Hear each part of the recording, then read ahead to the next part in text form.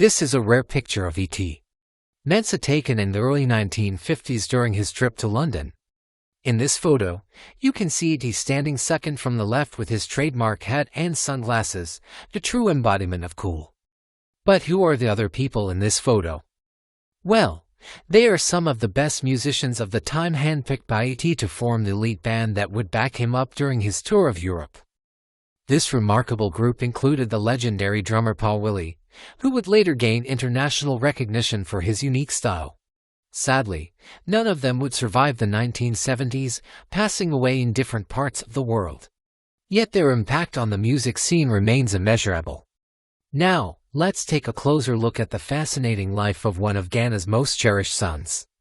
In 1919, in the bustling heart of Accra, amidst the vibrant markets and colonial architecture, a baby boy named Emmanuel Teddy Mensah was born. His entry into the world was marked not by the chime of church bells or the crack of a whip, but by the rhythmic pulse of drums echoing from a nearby festival. Little did anyone know that this child, cradled by his parents in the tropical embrace of West Africa, would one day become a legend, a man who would change the face of African music forever. His journey began in the warm, lively environment of his family home where music wasn't just a passion, it was a way of life. His father, a renowned musician, introduced him to the enchanting world of tunes and time signatures, laying the foundation for what would become an extraordinary musical dynasty. From his earliest days, T, as he was affectionately called, displayed an insatiable curiosity about music. He would sit transfixed, listening to his father and his friends weave magic with their instruments, each chord and melody resonating deep within his young soul. It was during one such evening that something remarkable happened. At the tender age of 8, E.T. couldn't contain his excitement. He grabbed his father's guitar and began strumming, his small fingers fumbling but determined to mimic the tunes he had heard so many times before. And then it happened. His father, witnessing the spark in his son's eyes, handed him a real instrument, a smaller guitar that fit his tiny frame. That day, under the watchful gaze of his father, E.T. Mensah took his first shaky steps into the world of music. By the time he was a teenager, E.T.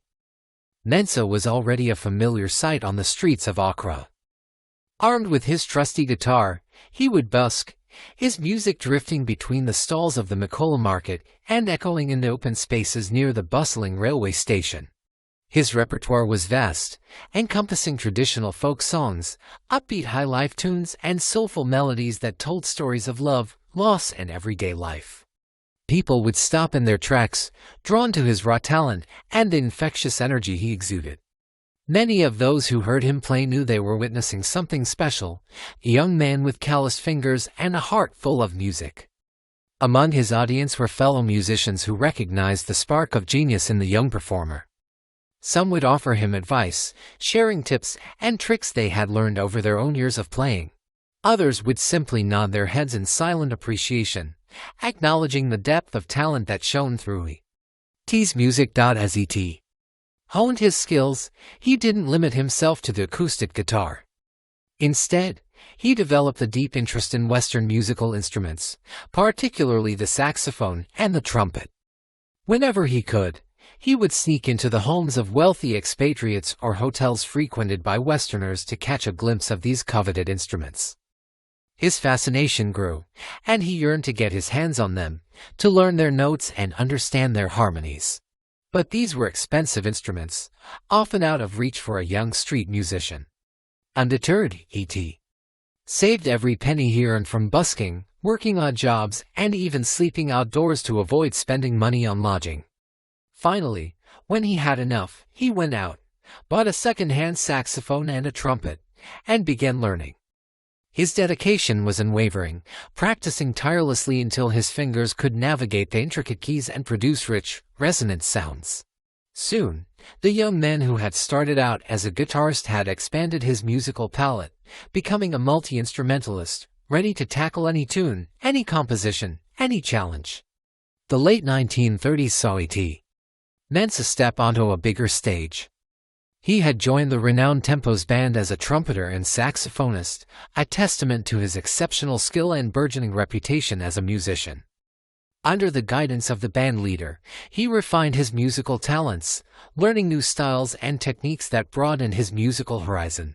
The Tempos provided him with a platform to showcase his versatility, to move from the bustling streets of Accra to the elegant concert halls, to perform for dignitaries and enthrall audiences with his unique blend of traditional high life and Western jazz.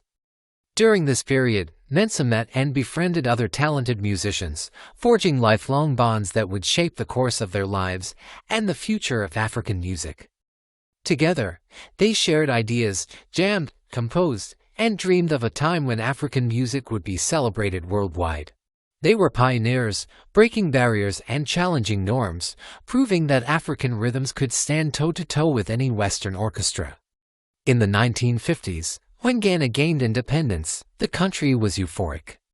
It was a moment that had been fought for, dreamed of, and yearned for by generations.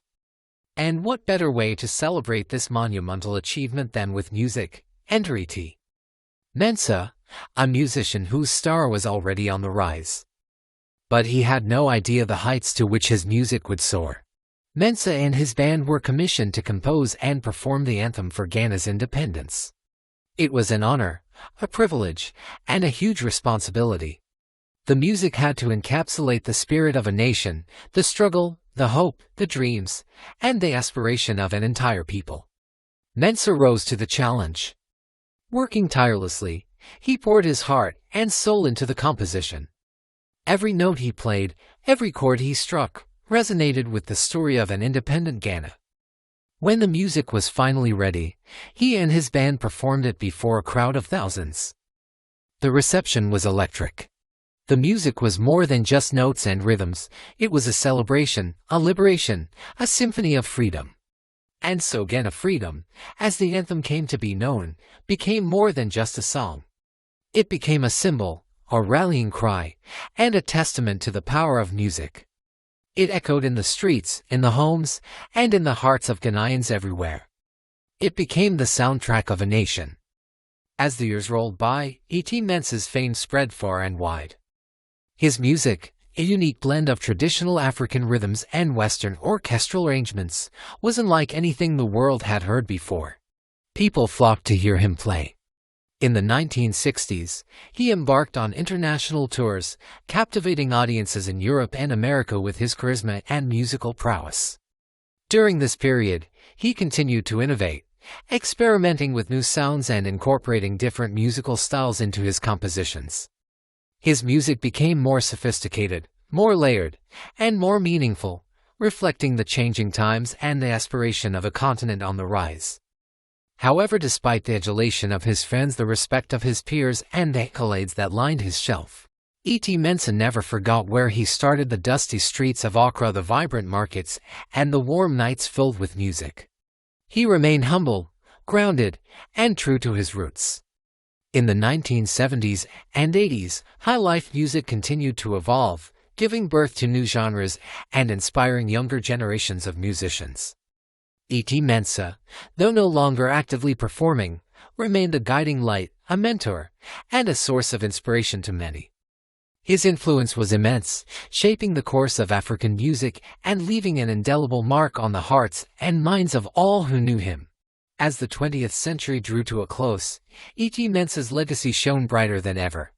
His contribution to music, his dedication to his craft, and his commitment to promoting African music on the global stage were unparalleled.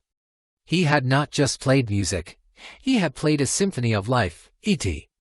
Mensah passed away in 1996, leaving behind a rich musical heritage that continues to inspire and resonate with people around the world.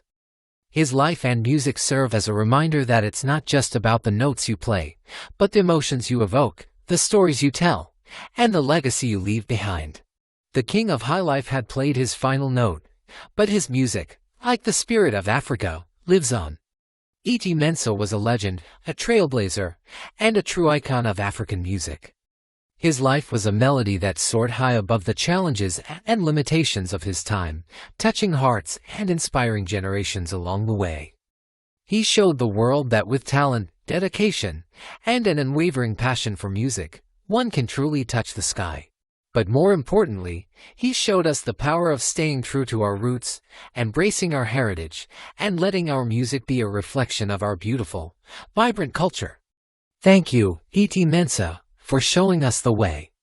Your music will forever echo in our hearts, and your legacy will continue to inspire us to reach new heights.